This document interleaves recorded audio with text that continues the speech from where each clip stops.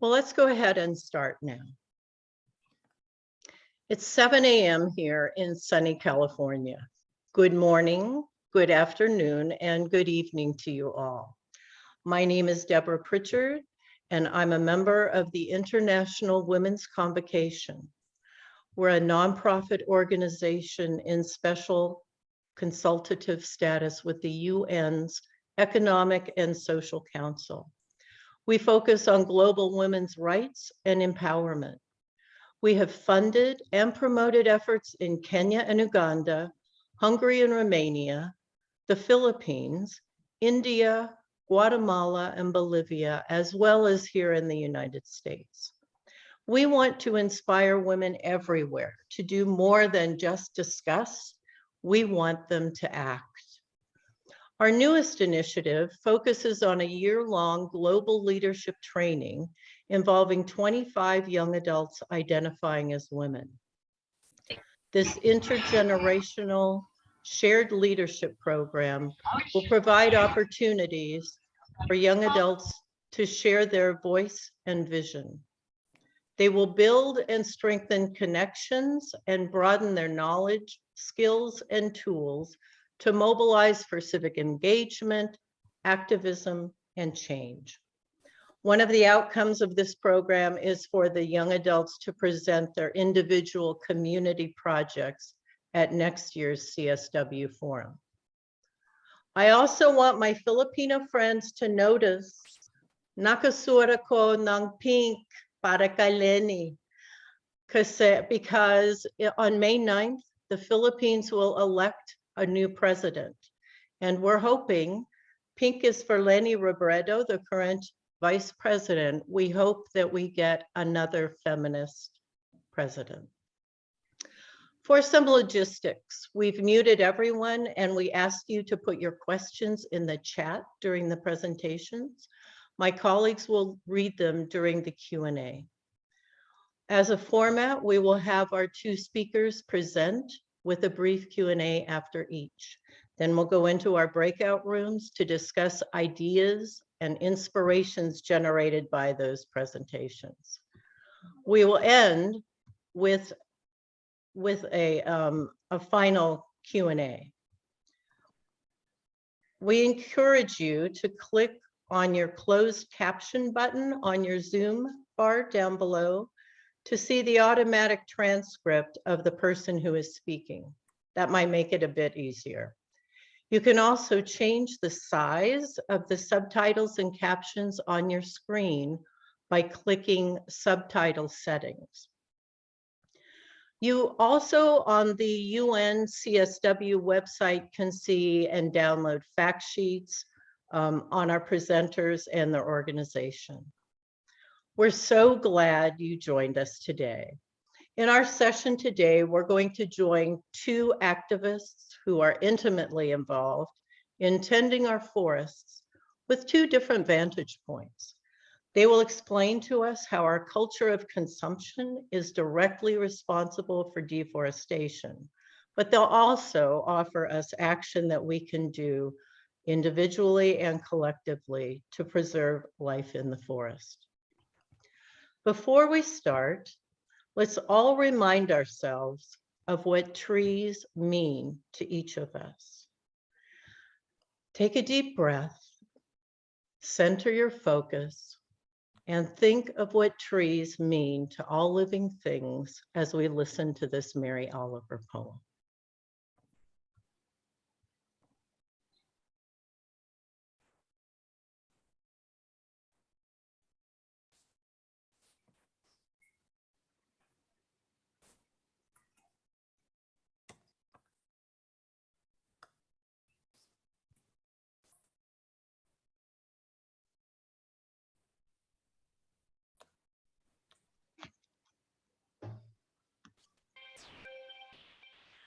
I would almost say that they save me, and daily. I'm so distant from the hope of myself, in which I have goodness and discernment, and never hurry through the world, but walk slowly and bow often. Around me, the trees stir in their leaves and call out, "Stay a while." The light flows from their branches, and they call again. "It's simple," they say. "And you too have come into the world to do this. To go easy, to be filled with light, and to shine."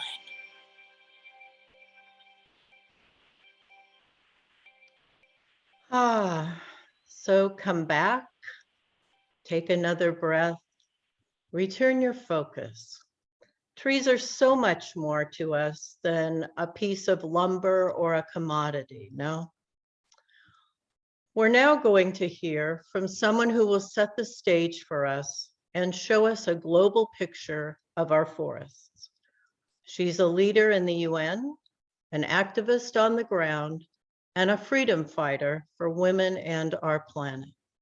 It's my pleasure and honor to welcome Carmen Capriles, who co-founded Reacción Climática in Bolivia 12 years ago. She has participated in significant UN policy negotiations, like the 2030 Agenda for Sustainable Development and the Paris Agreement. Most recently, she has been active on the Escazú Agreement to protect environmental defenders. She's a member of the Women's Major Group, assuring inclusion of women in the UN civil society efforts. Carmen holds an agricultural engineering degree from Bolivia and a degree in sustainable rural development from Egypt. She has just returned from a rather tumultuous month in Nairobi at the UN's Environment Assembly, where an historical treaty was endorsed to forge a legally binding agreement by 2024 to end plastics pollution. Thank you, Carmen, for that and for all you do. Wonderful to see you again. Go ahead. Thank you, Deborah. And thank you, everybody, for being here. We're going to talk a little bit about climate change and trees, which is an issue that I am very passionate about. Let me share my screen. So my presentation is called The Importance of Trees in Climate Change Resilience. Well, climate change is a very complex issue. To understand climate change, we need to understand that there is this number of gases that are called greenhouse gases that are in our atmosphere, and they maintain our atmosphere warm, like around an average of 15 degrees. But unfortunately, many of our activities, especially burning fuels and deforesting and cutting down the forest, is generating more of these greenhouse gases, mainly carbon dioxide and methane. So these go to the atmosphere and make our atmosphere warmer. That's that phenomena we call global warming. Once the atmosphere is more hot, more warm, what happens is that the climate, which is the system that helps regulate the temperature of our atmosphere, becomes more severe. So that's why we have stronger storms. We have the hydrical balance starts to change. Some places become more hot, and that has an impact on this very fragile ecosystem, which is planet Earth. So when we talk about storms, for example, is like when you enter a room which is very hot and you will turn the fan on, so it will get temperature will go down. So that's kind of like what it happens. So there is one thing when we talk about change, about climate change, we talk about common but differentiated responsibilities. But what is the problem? That these emissions of gases in the north don't really mix with the emissions of the south. As we can see in this picture of NASA, the red is carbon dioxide. And in the south, the purple is methane. So we have two different problems, one in the north and one in the south. So it's not like the emissions go from the north to the south, like if the planet Earth was flat. So it is important to understand that, because measures should be different and the approach should be different. Anyway, as more CO2, carbon dioxide, is emitted into the atmosphere, another regulator of the temperature is the ocean. The ocean will absorb all that excess of carbon that we have in the atmosphere. So once it gets into the ocean, it reacts with water, and that generates carbonic acid. So that's why when we talk about the ocean, we talk about the acidification of the oceans. And this is because it's more acid, pH has gone down, and the corals are becoming white. And also a great deal of the carbon sequestration around the world is done by the ocean. But the other part is done by trees. So we have currently 32% of the land of it's covered by trees. And in this picture, in this map, we can see the current forest covers until 2000. I didn't found a more recent map. And in the dark green is the original forest that we have lost. And this is only until 2000. So what happens? There is complex things going on into forests, because it's not only one tree or one kind of tree. Forests have a lot of species of trees and soil and animals that everything interacts. For example, we think that the Amazonian is a very fertile land because it's got these huge trees with huge leaves. But actually the soil in the Amazon is very, very low. It's around 10 centimeters. So what happens is that it has these big leaves that when they're going to fall, it will take time until it decomposes. And as it's decomposing, it's providing nutrients that the tree at the same time it's using. So when you cut down one of these huge trees, then you're losing all the fertility that the soil has. So climate change right now we have 7 tipping points around the world due to climate change. And by tipping points, we mean those alarms that are sounding around the world that are saying we have to do something.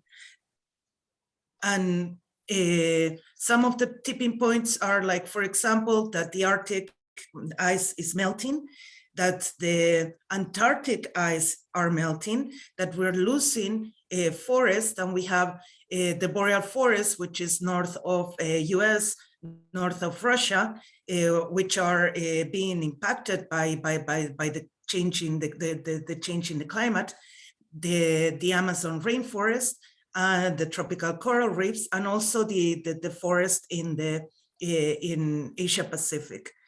So that will have, as a result, impacts in the monsoons, for example, in the Atlantic thermal light circulation, which is the one that's going to generate those huge storms in the Caribbean, and so on. So it's very important that we have all this in mind in order to see, to understand what climate change is doing right now and how is it affecting.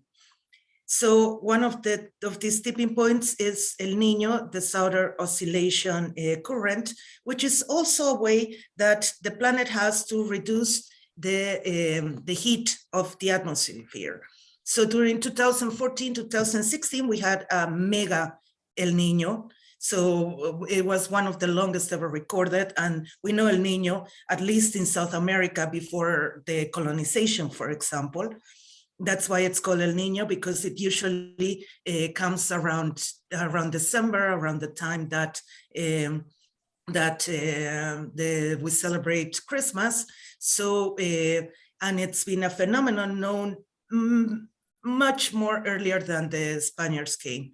So it's a tipping point, and it's telling us an alarm.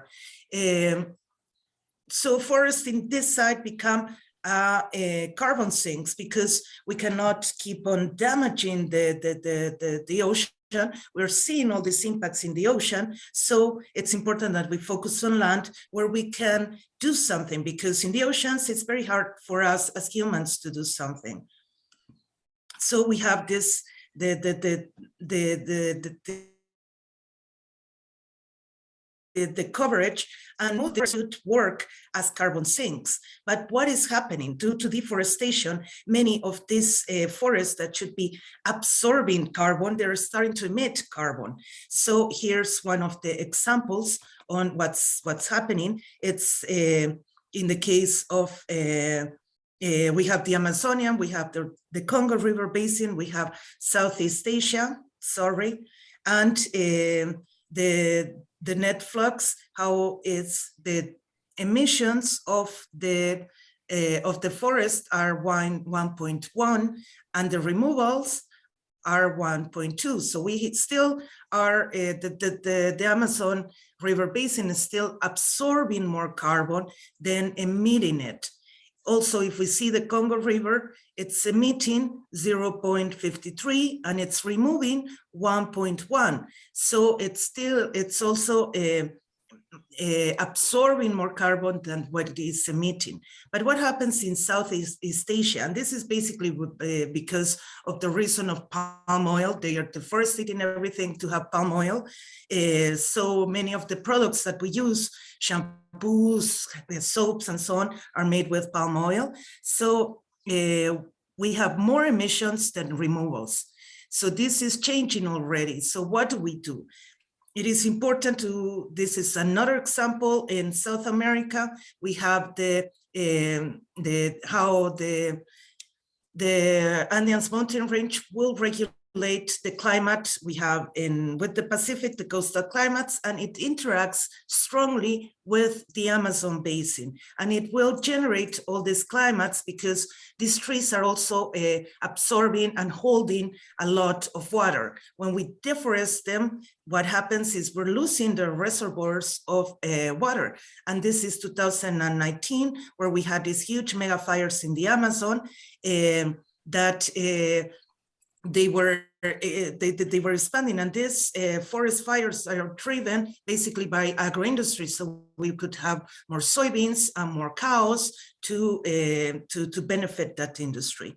And these are the Andes mountain glaciers, because when you burn the forest, it will generate this black carbon that you can see here, and this is going to end up in the glaciers, and especially in the east side. So it's going to make it easy for the glaciers to melt because they become darker, they absorb more light, and then they start disappearing. And these are some places in the Andean mountain range where glaciers have already disappeared and the process that is going on. So some of the benefits, every tree is a carbon sink. So one grown tree will fix 22 kilograms of CO2 of carbon dioxide a year. And when it's sprouting, it will absorb around 6 kilograms of CO2 a year. So of course, it's better to have grown trees in order to do that, to have that a bigger absorption of carbon. But the whole, we don't have to see a tree as only one unity, because soil also is absorbing CO2. The sprouts are absorbing CO2. Every branch, the branch, the trunk, the leaves, they have different degrees of absorption. So when we talk about carbon sinks, that makes it really hard to calculate. And most people in the business, they just want to wipe out all forests and put new forests because it's easy to calculate how much CO2 they're absorbing. And that's what is called nature-based solutions, for example. It's one of the examples. although there are other examples that are good, but some of them include deforestation to put new trees. So as I was telling you, soil also absorbs CO2. The trunk has a potential of CO2, the leaves another potential, and all this vegetation on ground has another potential. So we have to take all that into account, the whole cycle of the CO2, in order to talk about solutions. And what is the power of trees? And this is an example for in the United States. They fix around 1,400 million tons of CO2. They prevent millions of gallons of water to be run off. They prevent also air pollution.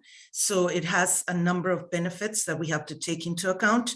And well, not going to get into this, but of course, every species of tree has a different potential of absorbing CO2. When we talk about the 22 kilograms of CO2 a year, it's kind of like an average, because there are trees that absorb more and trees that absorb less.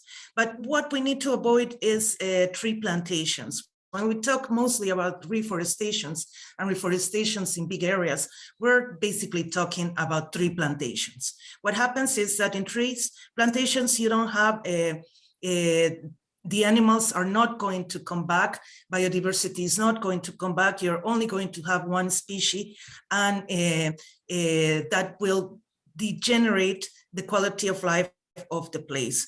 So the alternative is natural regeneration, where the forest itself can regenerate, can find its way out in order to have all its biodiversity back, not 100%, but at least a very big percentage.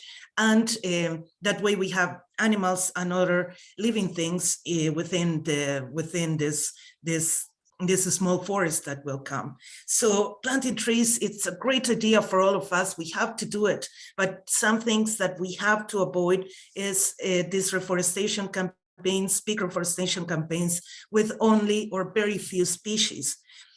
We need to educate ourselves around trees, learn what trees are native, what are the trees that were here before we were here, what trees have been introduced, and also, well, when we talk about plants. And of course, in an urban area that doesn't affect much, we can put any number of trees and almost any kind of trees within an urban setting. But when we're talking about rural settings, when we're talking outside the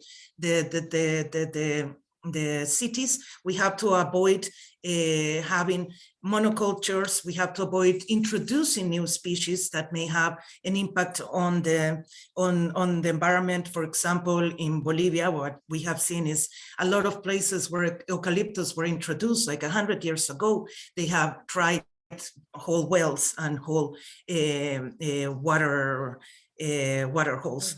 So it's important to learn what is from the place and try to leave nature follow its way. The problem is that since our species only lives like 80 years, or we don't see the whole impact that trees may have. The other thing is rely on experts, contact experts. Intentions may be good, but it's always better if we have professionals on the area that can help us manage, do good campaigns that can really benefit the climate and our local settings. Thank you. I hope I didn't exceed my time very much. No, you're great. Thank you. I learned so much, and it's fascinating that the problems we're having around the world, like some people have issues on soil, some on water, some on trees, and they're also interrelated, just what Carmen showed. It's really humbling for me to see the tireless work that Carmen does in so many arenas, from negotiating policy at high levels of governments to working with the indigenous populations at the local level, and just her wealth of knowledge, as she just showed. We're putting the link to her organizations in the chat for you. And now we do have a few minutes to take questions for Carmen. If you can write them in your chat, my colleagues will voice them for you. But that was a great presentation, Carmen. Thank you. I learned a lot. So any questions in the chat, Karen?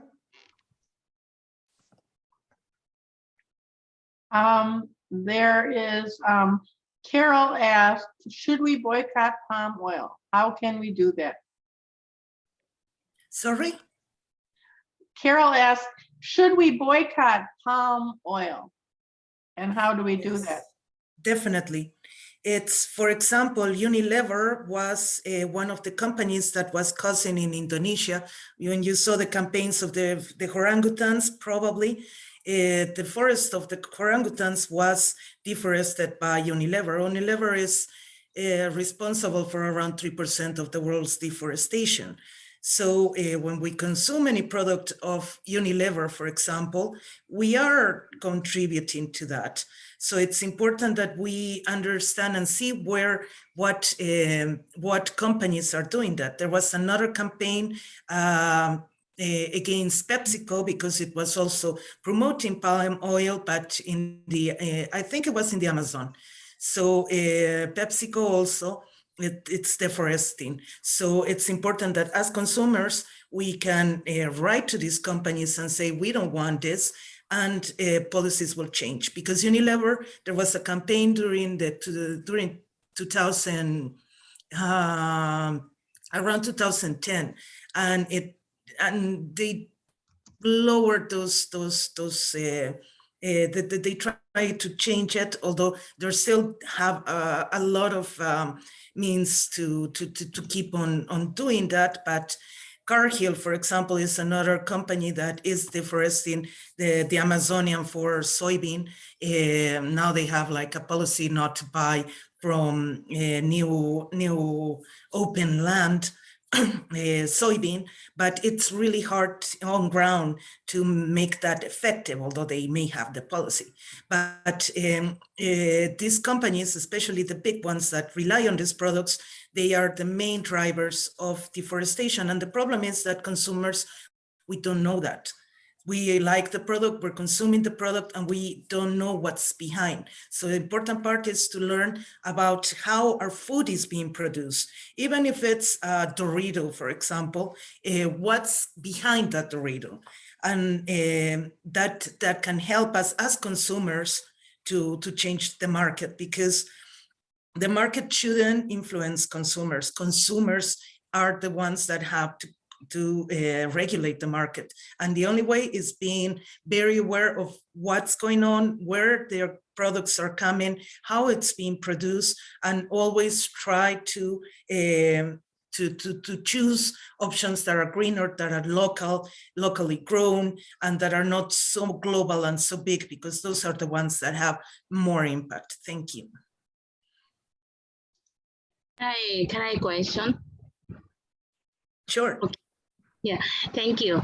I saw here the deforestation. I'm from Bangladesh. Here also I saw the government, the forest department take the project like deforestation, and it's indigenous people saying it is not good for environment. And also they said most of the indigenous people, they are living in forest, but they the forest department doing the deforestation, they are cutting big tree, then they are planting a small tree, like new trees. And is it it's good for environment or climate change? And another one is, I would like to know here, the British tobacco company, they are planting the tobacco. Do you think the tobacco is good for environment, but indigenous people said it is not good for environment? Then what do you think that? There is a report of UN that 80% of our biodiversity is indigenous lands right now. And I do think that indigenous knowledge can help us a lot. They know what the tradition knows what's good and what's bad, and we shouldn't underestimate indigenous knowledge. in any sense. But also there is a thing about indigenous self-determination. So we cannot put the burden of conservation only to indigenous people. I think there's a lot of knowledge, and they're doing thanks to them, we have a lot of biodiversity and so on. But it's not the role in this global society to be the conservationist or the park keepers or whatever. If they should be able to take decisions over their land. And just as we do in our houses, we can have plants or we cannot have plants, they should have the same right. So that's important to mention, because although they do have a lot of, they have done a lot for conservation, it's also our duty to do our part and to help the conservation of other forests that are not under indigenous territories, for example. So if I'm not sure about that tree in particular, I don't know it, but probably that it's a very good point. If the indigenous say that it's not good, probably we should hear them, because they have this knowledge that comes from a number of generations, and they know how it was before, because colonization, especially around plants and trees, has done a lot in many places. So that would be my suggestion. Thank you. Okay, Deborah wants to know, how does plastic pollution impact or multiply the problems with all of this? Wow, that's a big question. Well, I think I am the first generation that grew up with so much plastic, like everything surrounded by plastic, because for my parents, having a plastic, it was a luxury. Like having a tupper or something like that was something really special. And my grandparents, they only knew, plastics were coming from the US and they were like very new. So they really didn't have any relationship with plastic. So I grew up with everything disposable. Every bottle I use, every wrap I use, it's thrown to the basket. So, and it's been happening within the last 50 years, 50 to 70 years. And plastics are also made with the disposable part of oil, of the oil industry.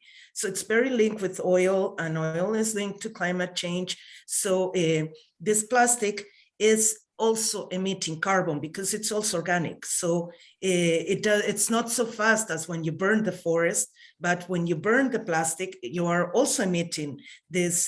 That's why we don't burn plastic, or we shouldn't. And many communities do that, as a way to get rid of the plastic. And that's the worst thing that we can do with plastic. But we still need to find ways to deal with plastic. And that's why we need policies that can put caps, policies that can put taxes, policies that can make sure that the plastics are well disposed and that they're not just surrounding all the land. And that, especially in developing countries, what is happening is that since trash is the less important issue, local governments, not all of them, but many of them, what they will do is to let, that's where corruption enters. The money that should be going to deal with trash, with plastic, is going to some politicians because of corruption. So they don't have good landfills, they don't have good measures to get rid of this plastic. And then we have areas and areas of plastic that are that we don't know what to do. So it is important to start dealing with plastic at a policy level, at a local level, and also watching our consumption of plastics. Not all the plastic is recyclable. It's not easy to recycle plastic, and especially because we think that we just put it in the green bin and in the blue bin and it will be recycled. No, it has to be clean. It needs a number of things in order to be recycled. And we're just a comfortable species. We don't like to wash things. We don't like to reuse things. So it is better to just use it one time and throw it. That's the easy part. But then we have mountains of plastic that are not decomposing fast enough. As I said, we are a species that only lives 80 years. Many of the plastics are going to be here for more than 100 years. So do we really want to leave this to our grandchildren? That's going to be our heritage to these generations. So it's something that we have to think about, especially like in the indigenous knowledge, they say that when you take a measure, you have to think until your 7th generation. And I think that's going to be really important when we talk about plastic. Thank you. Okay, well, thank you. And Karen, can you just look at the questions and we'll look at the rest of them later so we can move on to Erin's presentation. So we now move on to an organization doing work in quite a different way. Again, it's an honor for me to introduce Erin Beasley. Erin is the Executive Director of Ecosystem Restoration Camps USA. Erin received her master's from the Yale School for the Environment. She has over 15 years experience working with over 10 countries in Asia, Africa, and the Americas. She oversees grants. She assures that nature is included in climate change policy, organizes trainings for farmers, and advocates for women who truly tend the future of the planet. She focuses on training programs now for the climate adaptations necessary for women farmers. Erin speaks Spanish, Portuguese, and French, as well as English. She gleefully gets her hands dirty with fertile soil, working alongside the youth and camps that she champions. Welcome, Erin. Thank you so much, Deb. I want to make sure you can see my screen here.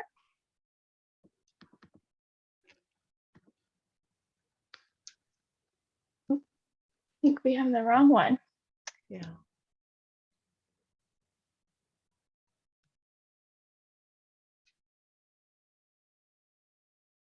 There we go.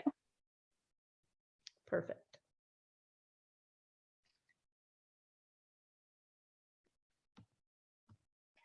Hi, everyone. My name is Erin Beasley, and it's a pleasure to be here in this group. It's great to see such a large group of people joining us at this early hour in the US, or if you're in other parts of the world later in the day.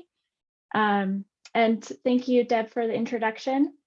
Today, I'm joining this conversation in my personal capacity, but I can't help but share some of the stories from my additional collaborators in the second half of my comments, so you'll hear a little bit about that soon. In this first slide, I just want to recognize some of those leaders and collaborators in the restoration work that we help to support around the world through ecosystem restoration camps. And you'll hear a little bit more about the work of these women in a few minutes. My goal for this talk today about women in forests is to make this feel like it's about you and that it's for you. So if I don't get there in the next few minutes, I would certainly welcome your feedback after the session. I'd like to point you towards a couple of things that you might want to do now that you've heard this information from Carmen, the real complexity that we experience around climate change and forest loss, and what some of our strategies can be to go in a more positive path. I want you to be able to identify a couple of pathways for yourself that are related to protecting some of the world's last intact forests. I think one of the things that I've talked about with Carmen in the past, or Carmen has brought up, is that we're really one of the last generations to see these large intact forests around the world. So there's a certain opportunity and perhaps responsibility for us to be involved in that protection and in bringing tree cover back around the world, and think about how you might be involved in that. Say, Erin, your slide is obscured. There's a big gray square in front of it. Okay, let's see if we can. Thank you. Uh-huh. How about Almost. Funny. how about like that? Well, there's still a little rectangle on the right-hand side, but Got it. Yes, that's the chat box. How about now? okay, now it looks perfect. Okay, great. So I'm hoping that this, what I share in the next few slides might be the beginning of a conversation that you continue with yourself and hopefully other people in the coming days, and to find a pathway to bring your leadership and your voice to this topic.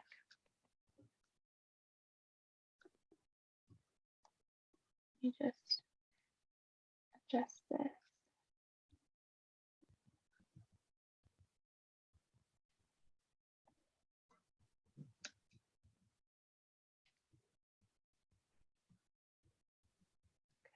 Great. So on the topic of why should I care about this, I want to touch quickly on 3 points.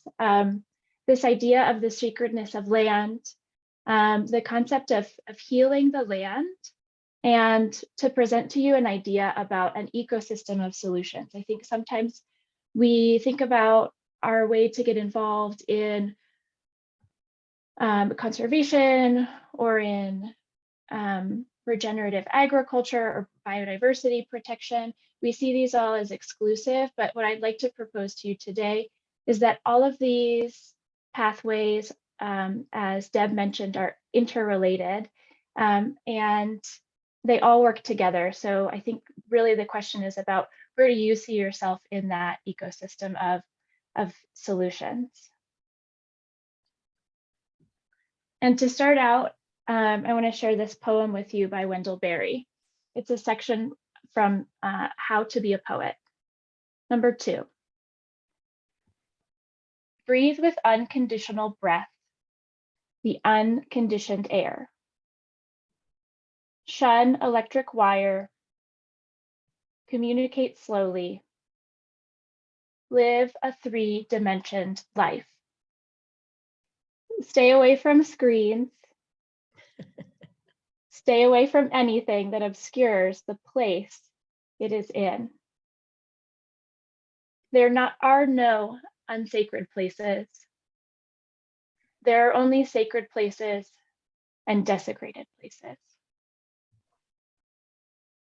I like this reminder. I carry it around with me when I travel to remind me to see the sacred in the ordinary, and remember that everything that we have comes from the earth, whether we stay thoughtful of that or not. So I want to invite you to think a little bit about place. And I'm sure you can remember some of the special places that have stood out to you along the way, through your life and through your experiences. Here I'm sharing 3 questions for your own reflection here or later to reinforce that connection to place. The first is, what land are you responsible for? It's easy for us to get detached from place, whether we're thinking about the scale of the need across the world, or the fact that we often move frequently. So this question might help you to be a little bit more specific. It might be a place you are now, or it might be far away from you. And there might be multiple places. The second is, what does responsibility look like beyond ownership? So I'm not just talking about land that you own, which could be a starting point for some people, but what might be your responsibility to a place beyond that. It might be personal, but it's probably not singular. And finally, how's your relationship going? Do you check in? Do you call? Do you see how that two-way interaction is going? If it's a healthy relationship based in mutual respect, what does that look like for you in terms of your daily activities? Is that relationship maybe a little bit neglected or fragile? And maybe you also have no idea if you're even in a relationship. So when we forget that we have responsibilities in relationship with the land, this is when we enter into patterns of destruction. And when we do work like tending or gardening, activism, legal support, or organizing in service of the land, in service of forests, coasts, coral reefs, think about how that work might also improve your relationship with the place. So I've mentioned the sacred nature of all places and the responsibility and relationship elements.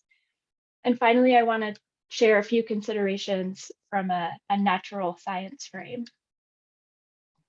In terms of climate, land cover, like forests, regulates climate change, like Carmen mentioned, and especially specific types of forests, like peat forests, mangroves, tropical forests.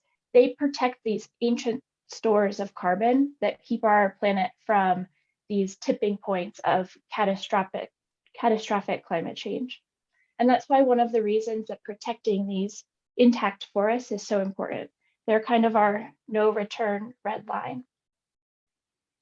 In terms of water, forests actually make our rain.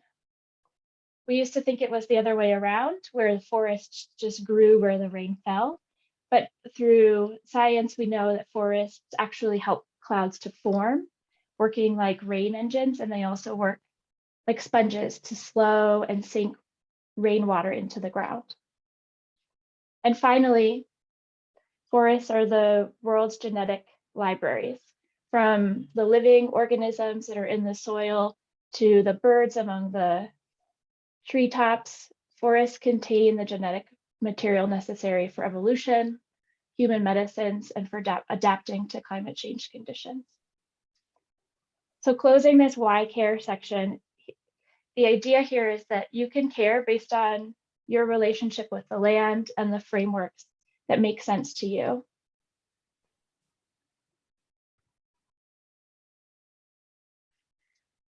Now, I also want to mention why women. I'll give you some examples of why gender is an important component for action of protecting standing forests and restoring diverse vegetation. I've put a list here of 5 things, but I want to point out 2 in particular. The first is the idea of gendered spaces, which is the suggestion that some spaces are associated with differentiated participation based on gender. And that can change the way a resource is managed or used. And that varies across cultures and across different resource types. But I think thinking about that gendered use of space and how that space is then managed or protected based on that gender component is an important consideration for how we think about action and protection related to forests.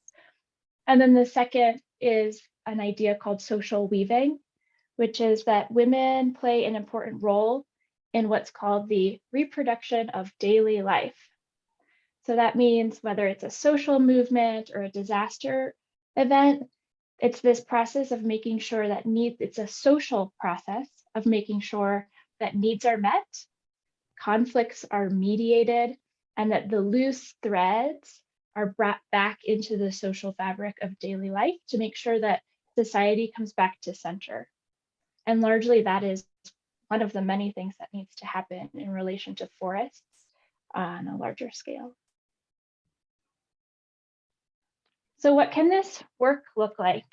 If we have this desire for involvement, we care, we understand, and are motivated to participate in these, in some action to both protect and restore diverse forest cover around the world, what does that look like in terms of action? So I'm the executive director of Ecosystem Restoration Camps USA. We are a global network that serves specific restoration initiatives around the world. And I want to share a couple of examples. We have about 50 partners doing this. I just want to share 3 examples in particular, but I could certainly go on about women who are leading forest restoration projects around the world. And I think the secret behind this is that the solutions to a lot of these problems are actually really joyful.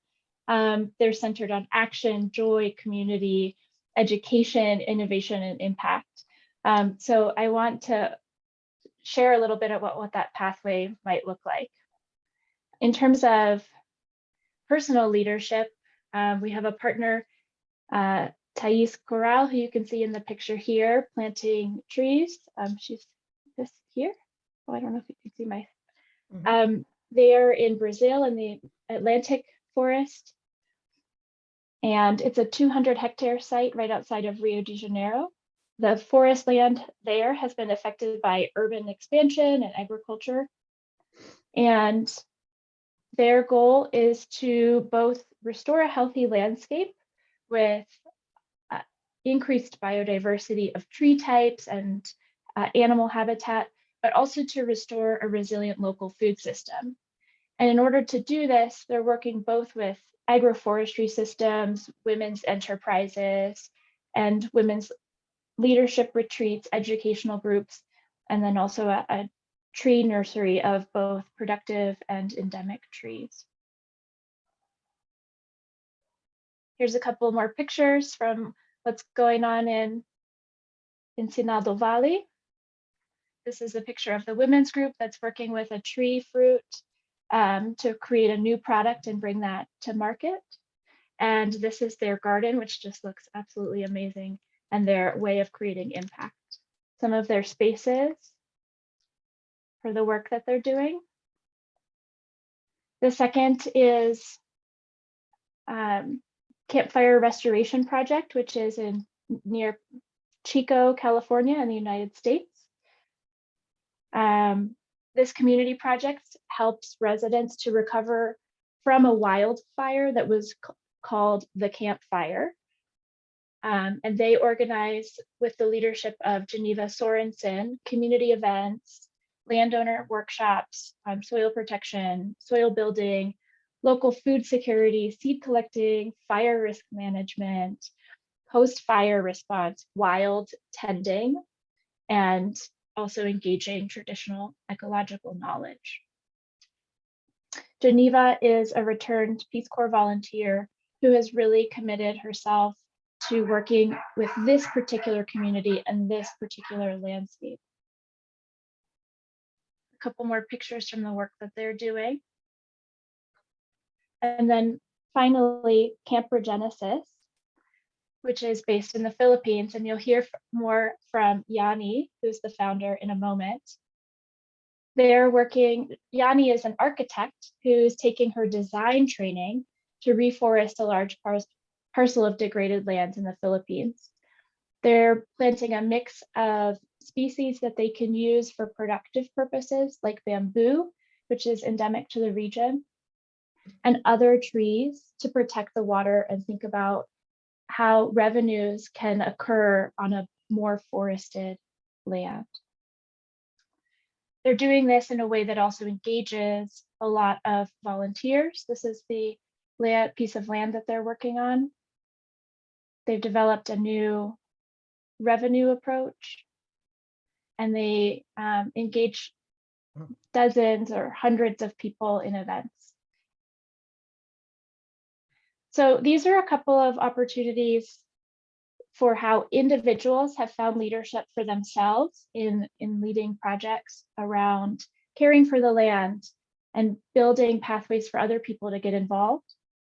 I want to suggest that some of those solutions are also available to you, and they don't necessarily have to be in planting or being involved in a project on the ground.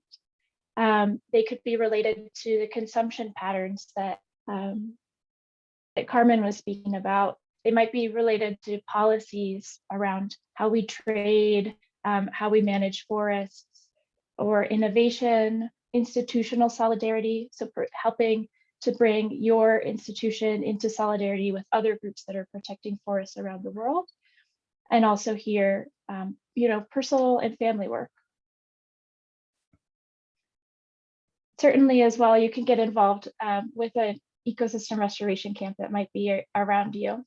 So before I leave, I actually would like to give the floor to my colleague Yanni from Project Regeneration in the Philippines for the last word.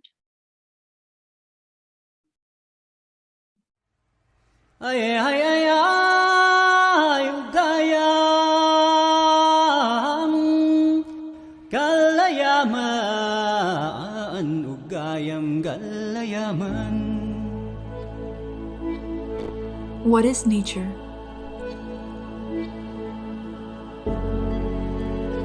Nature was the Garden of Eden, a place of perfect harmony and abundance. But in man's pursuit of progress, we have also destroyed.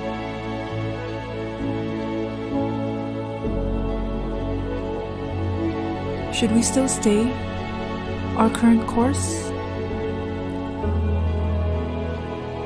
Or should we carve a new path?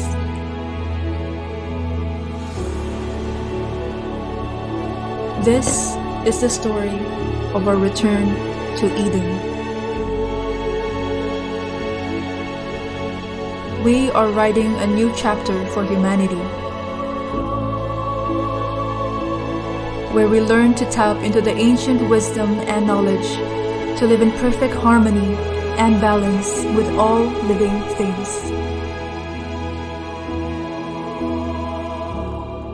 And what will it take?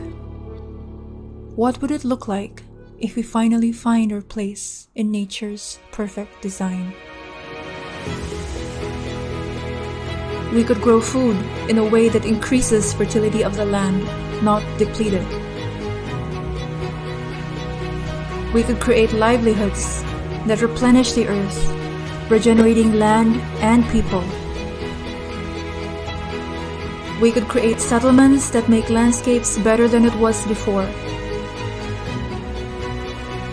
We could travel and create beautiful experiences in a way that leave a positive impact. And we can transform education to touch minds and hearts and create a legion of changemakers, leaders, and restorers with the wisdom and knowledge to enact change and healing. And we could do this place by place, region by region, healing nature through people, healing people through nature.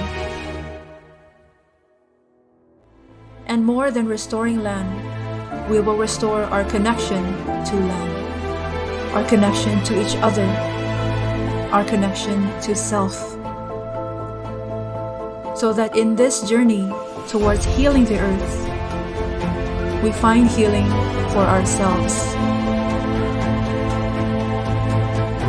We call for a different kind of revolution, not of anger or fear, but of hope and love.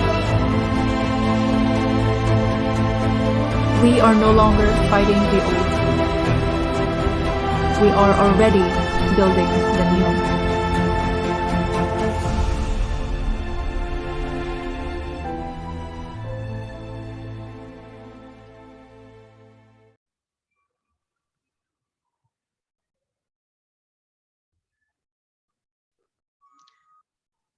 Thank you, Erin. Beautiful message indeed. You know, the Philippines are dear to my heart. I lived there for 10 years and on a remote island. So projects like what you're doing really inspire me. And projects like Erin's offer ways for people with all kinds of interests and skills to get actively involved. So please check out her website in the chat to see where you might fit in, just ideas. I'm now in my 70s and I sometimes despair at what man has done to nature. Then I see women like Carmen and Erin and my hopes rise. So we have a brief time now for questions for Erin. Put them in the chat and Karen can voice them for us. I did see one from someone from Oregon. Did you see that one, Karen? Yes. I wanted to, there was a question earlier, and I think either Erin or Carmen could answer. I'm trying to find it now. I got lost here. What is the best way to change a mature monocultural forest to a more diverse forest? Well, the first thing is to prevent that deforestation deforestation in general. We need to start speaking again about protected areas, about national parks. I think that is important because many companies, of course, land is being reduced, so they want to expand their business, so they need more land, and that's where they deforest. So the first thing is to build civil society to commit to take care of the nearest forest that you have. Can be a local forest, can be an urban forest, like Central Park, for example, is one of the most interesting forests within a city that there is. So, and every city around it, it should have a forest, unless you live in the desert, for example. But in that sense, it is important to put trees, but to do it with the proper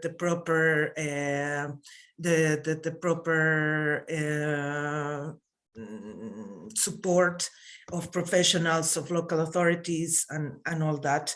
So how to, when a forest has been burned or has been depleted, the best way is natural regeneration, and that means that local communities, the communities that are nearby, they can fight so there won't be new human settlements in that place, or new crops or whatever. So that way the forest can start sprouting again. In most forests, it can take from 2 years to 7 years to have the first sprouts, and then it will grow up again. So it's important that within those 2 years to 7 years, we will see the forest grow back again. But what happens is, for example, Chiquitanía, which is a special ecosystem in Bolivia, it's the transition between the humid tropic and the dry tropic, which is called Chaco. The new vegetation that's coming is from dry Chaco. It's not humid anymore. So vegetation after it has been wiped out, there are some forests that you can burn them and they will come back. There's a number of forests that they need that in order to regenerate, but there are some, especially in the tropics, that do not need the fire to come back again. So that would be my suggestions. I think it's the responsibility of local communities, of our communities, to identify which are the nearest forests local foliar forest, introduce forest, whatever, and to kind of like see how we can take care of it so it grows and it stays there for longer. Thank you. Okay, there's a question now from Rebecca, I think to Erin. It says, I'm located in Southern Oregon and have several acres of land, some of it forested. It seems really difficult to balance the need to reduce fuel for wildfire with the interest in maintaining a natural forested area. Any thoughts, suggestions, or resources you can share? Local fire departments are focused only on reducing fuel and creating defensible spaces, which is usually cutting down trees. Yeah, that's a really good question. So I think to start, since we have an audience that's from all over the world, and I think Carmen got to this a little bit as well, different types of forests require or benefit from different types of management. There's something in forest management called disturbance, which is that in natural systems, there are disturbances from hurricanes that also cause fires, and that the ecosystem is already adapted to that disturbance. It actually thrives on it. And you see that, for example, in some Central American forests, where you need to have these like large disturbance areas in order for the forest to actually grow some of its longer living species, like mahogany, for example.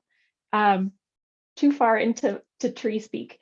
So the answer to the California question is that humans have made these interventions that stop disturbance from happening sometimes, and sometimes we've made interventions where we create too much disturbance, like in Bolivia, and the forest can't come back.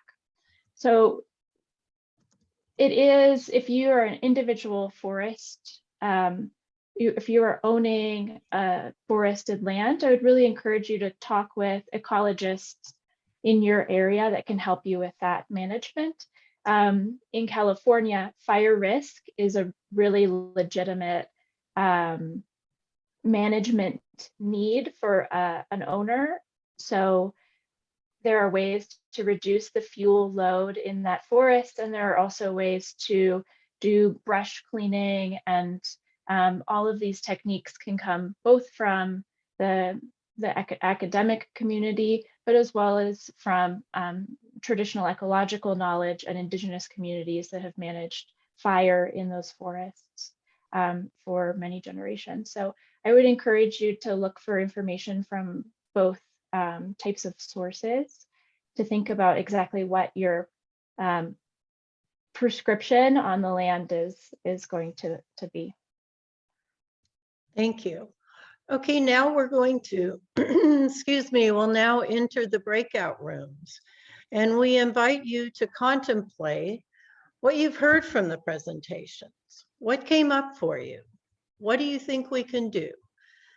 Please have one person take notes of any ideas or enlightenments or connections you make. And when we return, we'll ask for one or two of you to just report. Please make sure that everyone speaks in your group. The note taker, we will assign so there's no lull. And it will be the person with the longest hair in the group, okay? Don't pull up your hair like this, that's cheating. So the longest hair in the group is the person who will be taking the notes, right? Also, consider this quote from the revered Vietnamese monk who recently passed, Thich Nhat Hanh. We need a kind of collective awakening. There are among us men and women who are awakened, but it's not enough. The masses are still sleeping. They cannot hear the ringing of the bells. How do you think such a collective awakening can happen? What can each of us do now to aim for that to happen in our lifetime? So you're going to see an invitation to join a room on your screen.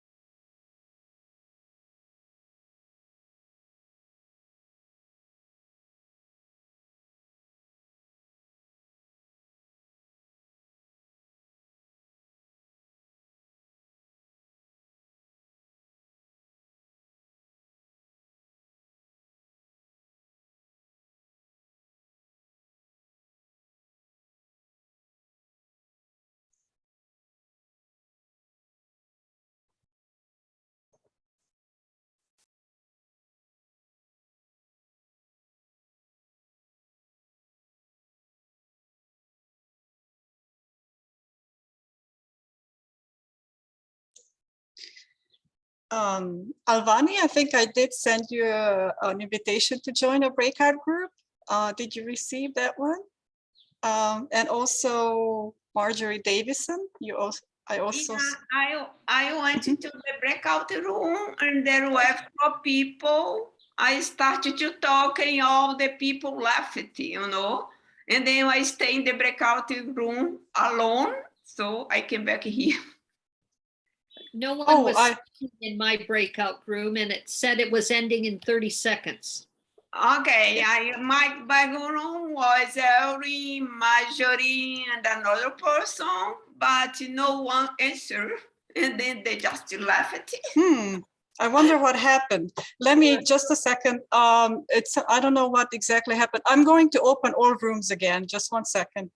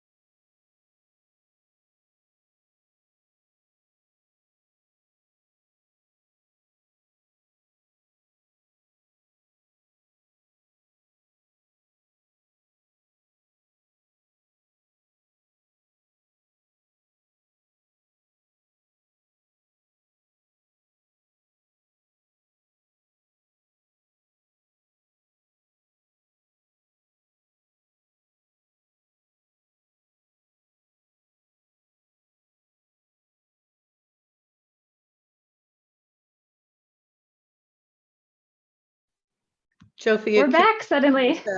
Yeah. Well, those didn't work, did they? I don't know what happened. This has never happened before. Just one second. Let me see what's happening. I'm going to close the rooms and reopen them again. Okay. Try that one.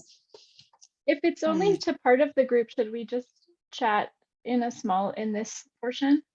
I think there's about. That might be better. Yeah, because I think we've only got 20. So maybe we can all unmute. Oh, okay. Mm-hmm.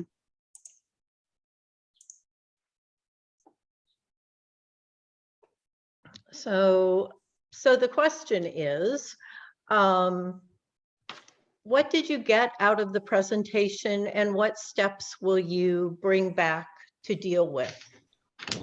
How can we make a change in our lifetime? Alvani, would you like to go first?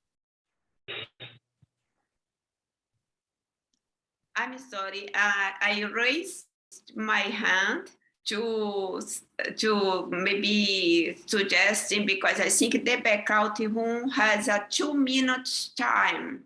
No, So- we're all together now. So Now, we're all okay. together. Okay.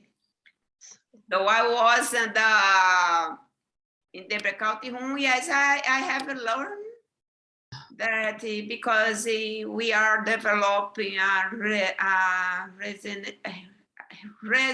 please help me, Erin, regenerate the nature in Brazil, in Bahia state.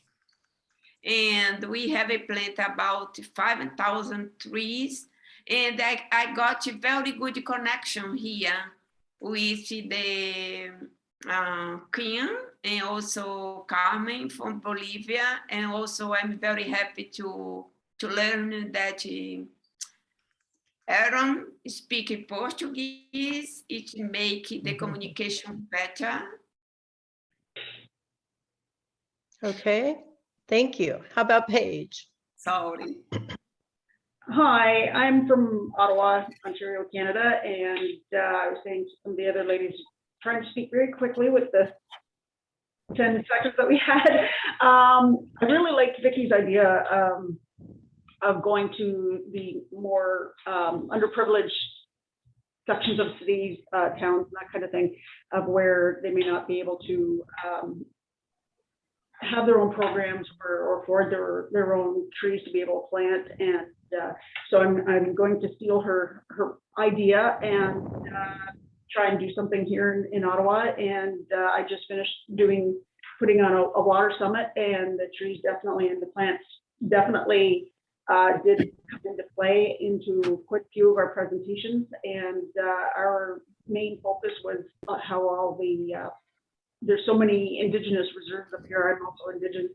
Our boil water advisories up here, and you know, it all comes into play, and it all helps each other. You know, and so and I really like the video that Erin played there at the end, and hopefully can play that in you know, other summits and conventions and things like that. And it'd be great to, you know, be able to maybe share some of that in schools, because we do need to get the younger kids and even children, you know, while their brains are sponges, that they can absorb all this and get them as activists for this.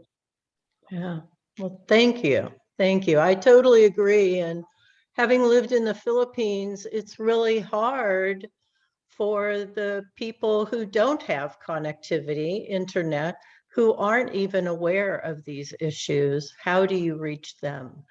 A lot of us are very elite and privileged that we have all of this.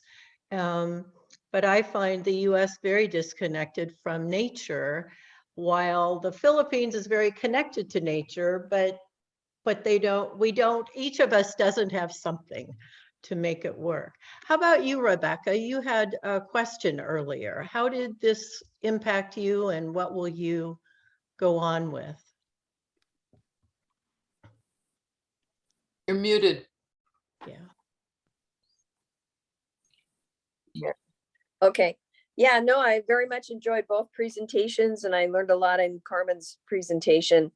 I thought it was very interesting that she talked about managed forests versus you know, natural spaces and plantations.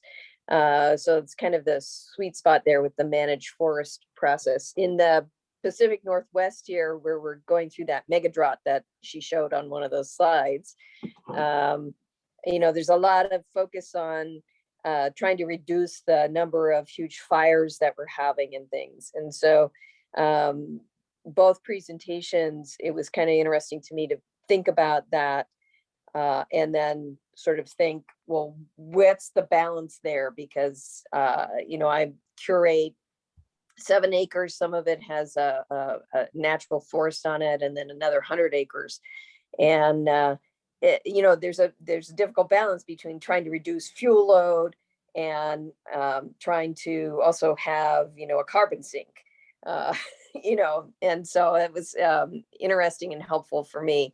And you see most of as a landowner in the US, most of the information that you can get or the help you can get is coming from the local fire departments.